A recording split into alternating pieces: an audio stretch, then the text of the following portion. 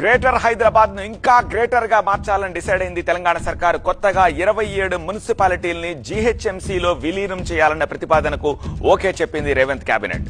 ORR ను ఆనుకుని ఉన్న లోకల్ బాడీస్ ని గ్రేటర్ లో కలిపేయడంతో ఔటర్ రింగ్ రోడ్డు కాస్త భాగ్యనగరం లోపలికొచ్చినట్లయింది. కొత్తగా 13 మున్సిపాలిటీలను క్రియేట్ చేసి అందులో 51 పంచాయతీల్ని విలీనం చేస్తూ గతంలో నిర్ణయం తీసుకుంది ప్రభుత్వం.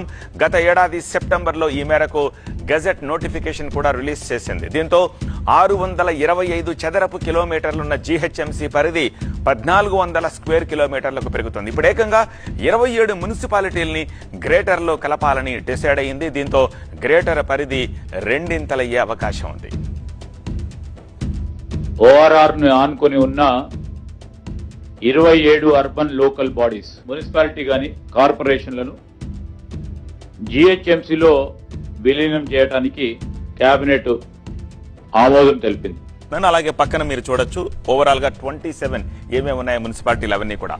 పెద అంబరపేట దగ్గర నుంచి మొదలు పెడితే పెద అంబరపేట, జల్పల్లి, శంషాబాద్, తుర్కయాంజిల్, మణికొండ, నార్సింగి, ఆదిభట్ల, తుక్కుగూడ, మేడ్చల్, దమ్మాయిగూడ, నాగారం, పోచారం, ఘట్కేసర్, గుండ్లపోచంపల్లి, తూముకుంట, కొంపల్లి, దుండిగల్, బొల్లారం, తెల్లాపూర్, అమీన్పూర్, బడంగపేట, బండ్లగూడ జాగీర్, మీర్పేట, బొడుప్పల్, పీర్జాదిగూడ, జవహర్ నగర్ అండ్ నిజాంపేట.